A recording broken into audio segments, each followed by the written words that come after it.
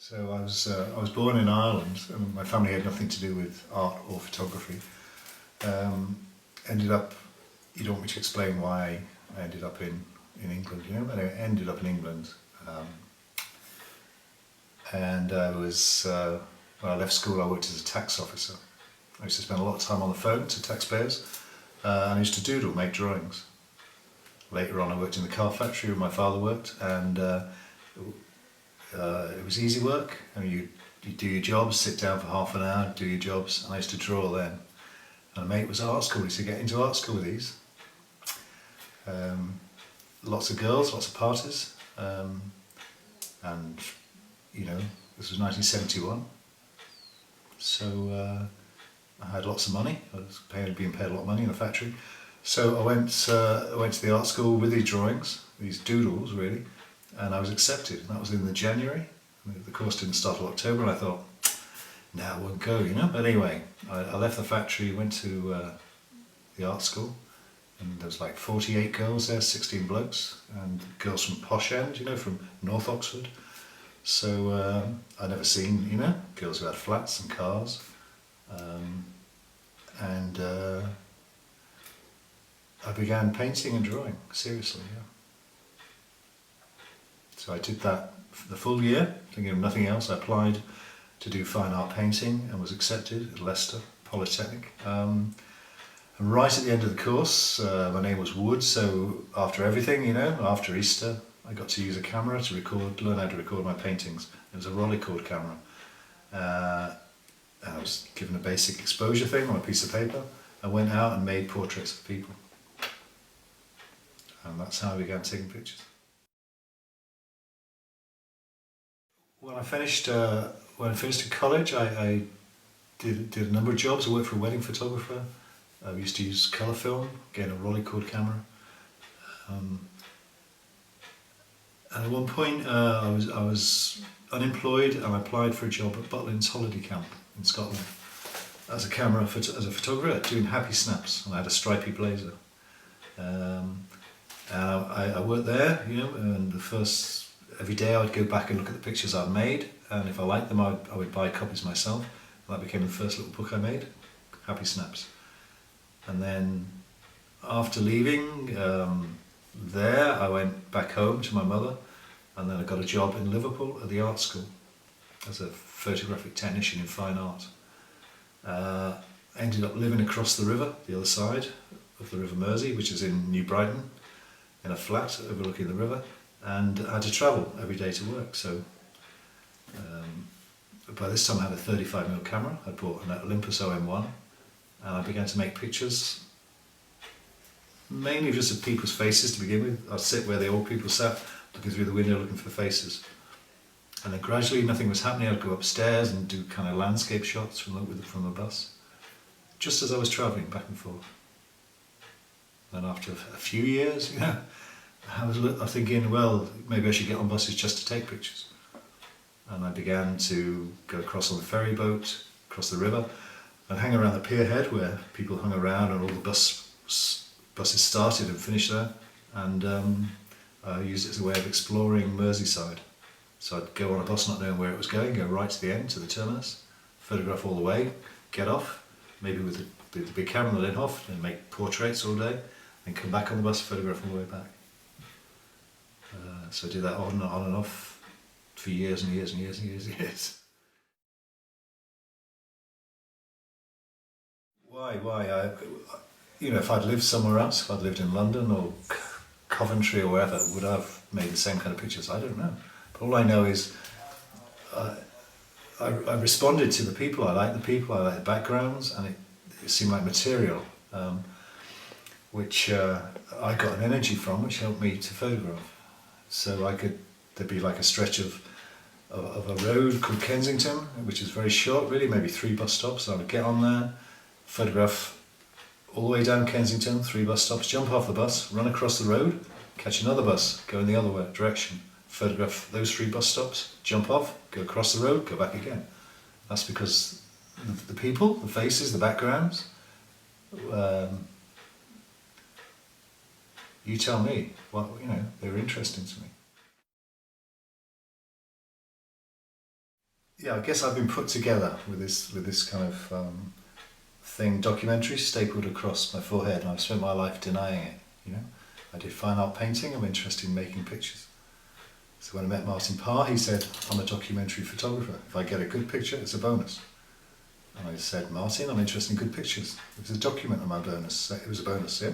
So I've never considered social documentaries, no interest in me at all. There's other people who make those kind of pictures, who care very much about the society around and want to say something about society and social issues. That didn't enter my head. My head was just, this is great material to make pictures. I cared about material, yeah, but I didn't have anything, I wasn't interested in documenting anything. It's just chance. I'm living in Liverpool where all of this is like really tightly focused intensely. With docks closing down, with places closing down all the time, with militant, very left wing becoming in control of Liverpool Council. All this was happening, so that was all added to the work. But that was just, I was there recording it, but it wasn't my intention. I mean, when I began making pictures, I felt pretty isolated. I'd studied fine art painting, but I was making photographs instead. And I didn't know, there weren't many other great British photographers I knew of. There was that social documentary photojournalist tradition, which went back to Picture Post magazine and photojournalism. But there was Bill Brandt and nothing else really. So there weren't that many of us trying to be artist photographers. Very early on, I was in a show in the Northwest, which a guy called Charlie Meacham who organised, and he had been to college with Martin Parr, and he said he was living in Ireland. I said I'd love to live and photograph in Ireland. Let's do a house swap. I told him I was in New Brighton. He wanted to move to New Brighton, and eventually he did. We kind of knocked around together, became friends. I knew Martin.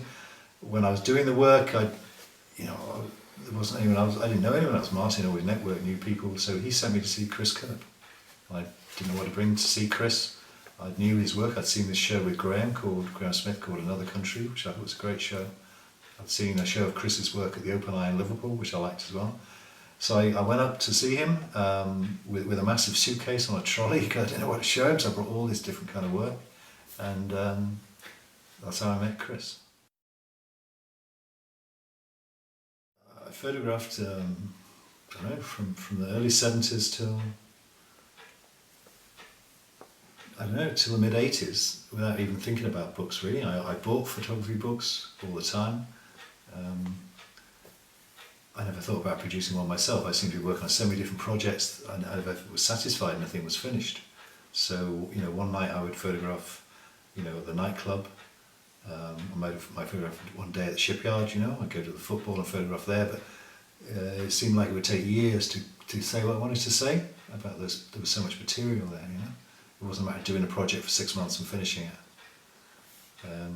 So the first thing that I ever finished, I felt, was a nightclub, because I did that for 3 years on and off, and I thought I just couldn't keep going there and putting a flash in people's faces and making those kind of pictures. So that was kind of finished, and that became the first book, which was published in 1988, Looking for Love. And nothing else seemed finished after that, so I carried on doing the bus work, I suppose, more than anything. But again, you can't keep travelling on buses taking pictures forever, but I couldn't get it published. Went to galleries, no one was interested, especially art galleries. And it wasn't really until I met Lee Friedlander by chance, and he liked the work a lot and supported it, and I was able to get an Arts Council grant to publish the work. I photograph what interests me, but I'm interested in photographs, and as Winogrand said, you photograph what interests you. They always say he says he photographs something to see what it looks like as a photograph, yeah? But he photographed first and foremost what interests him, and then he looks at and sees what it looks like as a picture. So I could find that group of women over there at the market really interesting and go across and make 10 pictures, and none of them would work, but one picture might be really special, and it's that photographic thing that works. that I'm interested in. I'm not interested in just documenting them women. That doesn't interest me at all. I'm interested in the if it's too conceptual, too arty, that doesn't interest me. You know, if it's too documentary, that doesn't interest me. But it's that borderline where accidents happen and you're not sure if it's the form or the content. And Winner Grant talked about the contest between the form and the content. That's really interesting. And as we've talked about, 40 years later, photography is still, the easiest art form, but the most complex, and still really exciting how things work visually.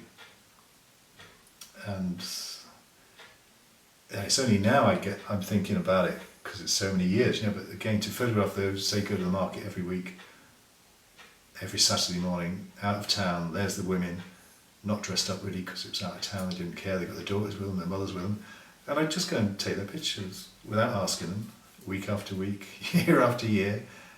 Something's going on there, so it's beyond what I can say to your camera, I think. Otherwise, why would I keep doing it so obsessively? It's good to do, but it's deeper than that, I think. Is it? Don't know. So things going on that I'm not even conscious of, I think. That's what's interesting.